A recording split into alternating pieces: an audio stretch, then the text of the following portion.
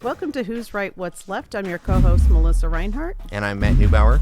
We're here to discuss some of the important issues that face Americans today and have some civil discourse and banter between friends and parties. Who's right?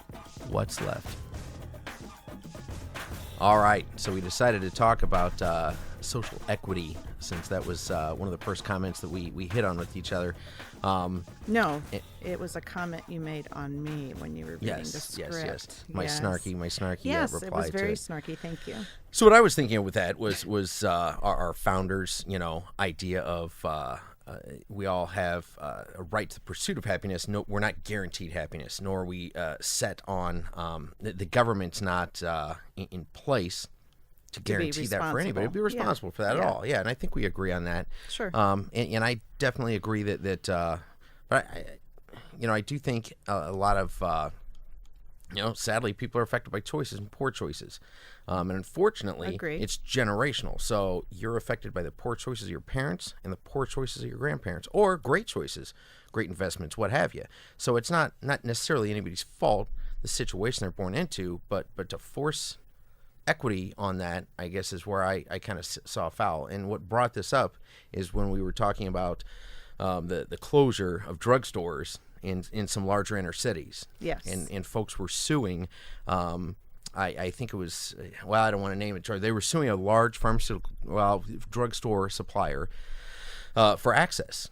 And they said it was, in our civil rights, I don't remember the act, but it was Equal Access Act. And it totally, we'll see how that lawsuit goes because it's still pending. But in my opinion, it has absolutely no basis in that, because I read through that act, and it was access to schools, to churches, to stores, to things that are open. Sure. But these folks want to force these stores to stay open when let's face it, they're closed because of poor income and thievery, losses, and the fact that they're not making as much profit there. And it's an easy decision if I'm on a board of someplace to say, okay, well, who's our bottom feeder? Who's not bringing anything in? If we got to cut losses, that's where we're cutting them. Oh, the adjectives you have, detective. Okay, so first of all, let's back up. Forcing equity. I'm not a proponent of equity. I just think it's an American value that, no, the government's not responsible for that, but I think we as a people should ensure that right to others in different kinds of ways.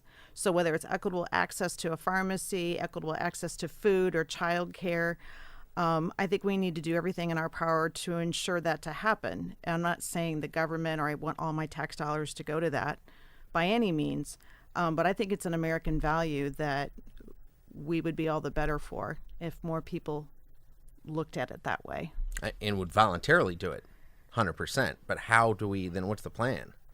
We can talk about that on this podcast. Well, let's talk about it. Well, but I want to talk about these pharmacies, okay, because you mentioned thievery.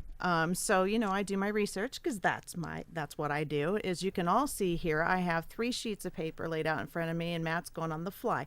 That's just how we do things, right? So anyway, I have found that 1,000 drugstore chains have closed since January. Okay. And so that's Walgreens, CVS, and Rite Aid throughout the country. And of those, almost all of them, but like 3 or 4, are in inner cities. Now, a lot of these drugstores and other box store chains, I was creating a list. Macy's, Dick's, Five Below, Ulta, Home Depot, goes on and on and on. Nike, Old Navy, Lowe's, TJ Maxx. It goes on and on and on about store closures. And not all of those are in the inner cities. The drug or the pharmacies are the ones we were really going to discuss tonight, but it's all kind of related. This trend has actually been happening since 2018. This isn't anything new, and you know that as a police officer. And I researched to get how much of it is because of theft. What are I'm a social scientist, so I want to know there's got to be more than just one reason, right? And I think, and I'm guilty of this, is we've had a lot of changes in buying habits. Yes. I get numerous deliveries weekly from Amazon. It's made my life a lot easier, and I know I'm not unique. We see Amazon trucks delivery trucks. I saw one on the way here tonight. So easy. So our buying habits have definitely changed. Our local markets have changed. It's really tough for mom and pop storefronts or even independently owned pharmacies. They have been closing throughout the country at an alarmingly higher rate than the CVS, Rite Aids, and Walgreens because of the competition. Yes. Oh, competition? Is that what you said? I said Bidenomics. I know what you said. Okay. Yeah. I'm sorry. Go no, ahead. you're not sorry. Go ahead. You know, and there's been overexpansion, which we've seen that in this market. You know, you'll have a CVS on one corner and a Walgreens on another, and they don't both always make it. One will close and turn into something else. You know, so we have a saturated market in some circumstances. It's higher operating costs is another reason why a lot of these stores are closing. Whether it's rent to utilities to even labor. You know, we're paying more per hour now than we ever have, and you know, that affects the bottom line, clearly. There's more competition, there's supply chain issues, and theft is on that list. And I'm not going to ignore the fact that is a part of the reason, but I guess what I would implore you to think more about is all these other reasons factoring in and not just thievery. I'm sure there are a multitude of reasons. Bottom line is, though, those are all good excuses for the store to close. I mean, all good reasons for the store to close. Excuses? I mean, Reasons? Amazon is a competitor, and it has changed our buying habits. Yes, absolutely. How is that an excuse, or is that a reason? That's a reason for these stores to close. Okay, well, a reason and an excuse are two different things to me. Well, the excuse they were trying to give out first was that, you know, it's shoplifting, and sure, and then they backed off of that. Of course, yes. Yeah, they did back off of that. There are other financial reasons, but no matter what the reason, okay, they're closing. They're closing. I mean, things change. People got to adapt, and the sad thing is, not everybody in the inner city can afford the 100 and whatever their Jeff Bezos is charging now for Amazon. What, $120? Is that what it is? I don't know. For Amazon, it's high. Yeah, certainly is high. You got to make a lot of orders to make that count, to fulfill that, or even have that up front. So that's a foul, but you know, what are we to do? Aside from forcing these stores to stay open. Well, I'm not advocating that we force them to stay open, but I think there needs to be more transparency about why they are closing instead of blaming the folks living in the inner city, because that's actually what civil rights activists are saying is, you know, when let's just say 1,000 stores close and 997 are in urban centers where it's largely minority, you know, if there's more Medicaid vouchers and prescriptions connected to their Medicaid, the reimbursement's lower. I get it's harder for pharmacies to make money. I get that. But those pharmacies are also stores with milk and eggs and toilet paper, the things that we all need, right? Absolutely. I think pulling out and blaming it on one thing, thievery, as you said, I'm never going to forget that word, Matthew, I think it skews the bigger issue, and I think it's blaming people that they're a scapegoat. Because Target CEO and I think Walgreens reined in their comments and said we may have over exaggerated how much thievery or theft has impacted our bottom line. There's all these other issues that I laid out. Yes, and we've all seen the TikToks though of the blind grab at the Nike store. But okay, that aside, maybe you have. I don't even know what you're talking about. That aside, they don't need to give a reason. I mean, they really don't. It's a corporation. They're in the business to make money. They've got every right to close. They can close, but don't blame it on theft when there are so many other reasons. Why do we even force them to blame it on anything? The store's closed. I'm not saying we force them. No. They are saying why, and they're taking the easy route out and blaming a group of people that are already disadvantaged. They're getting sued because they closed. They're getting sued for closing.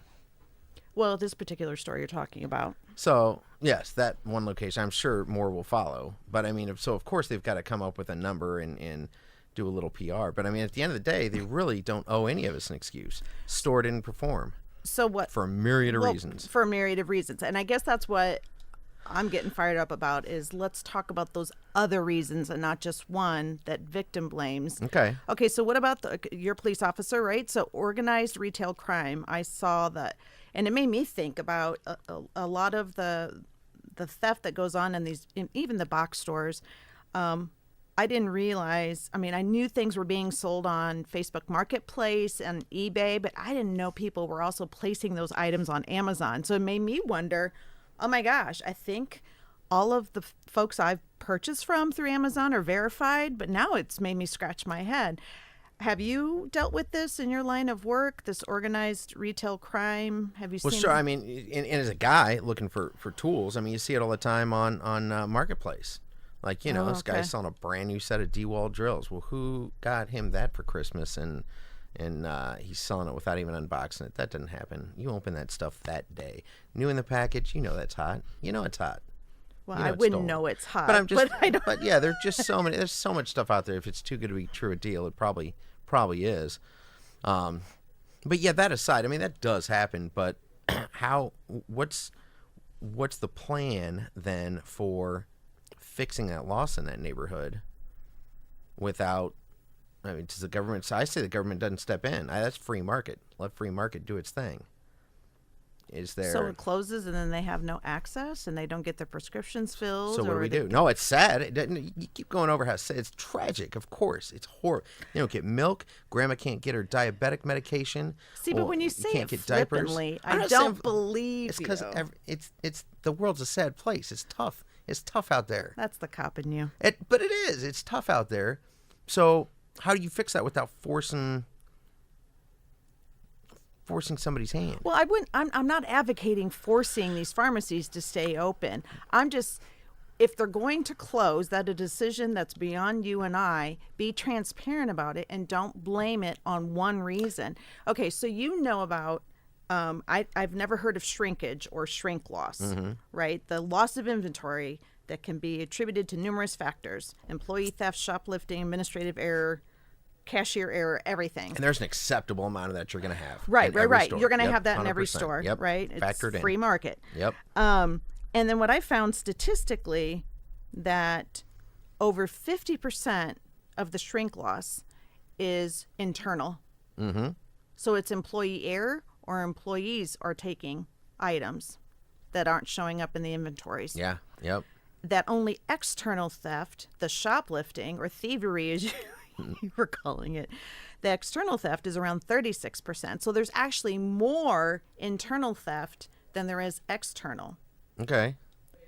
I find that fascinating. It is. It is interesting. Okay, so so it's interesting. What is your comment though on that? That I falsely presumed the external theft was going to be higher. And let's close these stores, when really the bigger problem is internal, which is a whole other set of issues. It is a different set of issues for sure. I can tell you, like for example, some fast food restaurants have cameras that barely reach the back of the dining room, but you can read the serial number off the top bill in the drive-through cash register because of employee theft. These guys are all watching for that. I mean, there's cameras in the break room, as many cameras in the break room as there are in the parking lot and in front entrance for that reason. But again, we're going back to excuses, like why they're closing, like excuses or reasons. Detective. Reasons, excuses, whatever you want to call it. It's the same thing. It's an explanation of, hey, we're closing the store. We don't owe you an explanation, but we're going to say it's XYZ. Who cares? Irrelevant. You don't think they have a responsibility, the consumers and the communities that they're in, to explain why they're pulling out? You don't think they have the responsibility? I think that would be nice. I think that would be that would be nice to explain why they're pulling out. It would be nice if they did a little charitable stuff and maybe stayed in that. Speaking of charities, oh no, let me digress for a second on these corporations. So these are the corporations you're talking about. You ever notice how you got any drive-through and they say, "Would you like to round up to buy school books for blind children?" Yes, or the Ronald McDonald House, right. or something like that. Yep. But you know why they do that? Tell me, detective. This is such a scam. When you round, now I'm not trying to discourage anybody from rounding up by any means. By all means, round up. Buy whatever. Do you round up? I used to till I found this out. So the corporation takes that money and donates it to said charity, super, and then they get a write-off for that amount of money as if it came off the top of their books. Like they pulled that out of their money. What you're saying. You know what I'm saying? Yeah. What a scam. So they're using you to get a huge tax break, and it doesn't cost them a nickel. Scandalous. Anyway. But legal. But legal. That aside. And again, pulling out legal. So how about, so I was looking up different ways we could deter or slow down theft. Because like you said, I agree. There's always going to be theft on some scale, whether it's internal or external or probably both. And I was looking at various ways that we can slow the roll, if you will. I was thinking of like Meijer, because it's such a huge store, or the Walmarts, right? Locking up certain products that are especially or costly. So like, appliances and, they were even listing Tide Pods and really high-end razors and name brand shampoos, because some of those shampoos can be $30-$40 each. How do you feel about that?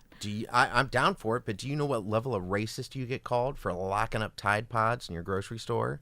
Why would you be called a racist? It's a Tide Pod? Oh, you got to be on more social media. I got to get you hooked up. Do I? I got to hook you up really? with TikTok. Yes, absolutely. If we're locking stuff up, you're going to lock them up in certain stores. And which stores do you lock them up in? Well, right. And then whose job is it to unlock it? Are you going to have paid somebody who's going to be the professional unlocker? I get it. I did that to buy liquor in California. Tried to track somebody down for that. Me almost gave up on buying liquor on my vacation because it was such a pain to track somebody down for a key. So what did you to do? Unlock it. Oh, I waited patiently, like a typical alcoholic. Absolutely. I waited. So another idea is laying out the store differently. But like there was a Walgreens apparently unveiled a prototype store in Chicago with only 2 aisles and most products kept out of sight. And I know some of these stores will have things up higher, so maybe they're not locked, but you need somebody tall to get them. I know some stores have wall dispensers that if you take something out, it makes a noise, kind of like an alarm, right?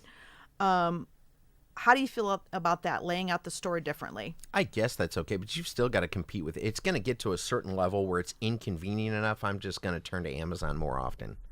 You know what I mean? Okay. I mean, if a store trip takes me an hour and 20 minutes, I mean, there's a reason I shop at our local Belmonts instead of Walmart, because I'm right there, right at the door. You walk in, there's your sixer. You go to the cash register. You have to walk all the way to now I got to walk all the way to the back past the locked up Tide Pods and find Jimmy. Oh, I'm not 18. I can't unlock this. And what about moving things behind the counters? Kind of like what some of our stores already do with tobacco products. Absolutely. Okay. Go to any inner city 7-Eleven. But where do we draw the line, right? Right. Because you're going to put everything. Right, exactly. Yep. I kind of like these ideas. Limiting or eliminating self-checkout lanes. Now, I know we have, what was a store just remodeled and apparently has a lot. Is it a Walmart here in town? Walmart's already working on that. They're going to charge you. I saw something on Facebook. I do go on social media. It's just usually Facebook, right? But that apparently they have a huge area dedicated now to self-checkout lanes. How do you feel about taking those away or limiting the amount of self-checkout lanes? I'm all for taking those away. I hated that from start because you got rid of a cashier's job, number one. I don't work there. Where's my employee discount? And from a legal aspect, God forbid you miss that box of Twinkies or Ho-Hos, walk out the door, get hit for shoplifting when you're a shitty scanner. You're just a bad employee because you'd missed the training meeting because you don't work there. You know what I mean? Like it's a liability. Big stretch. But it could happen. I mean, it's a liability. I'll let that young lady work her way through high school, checking me out.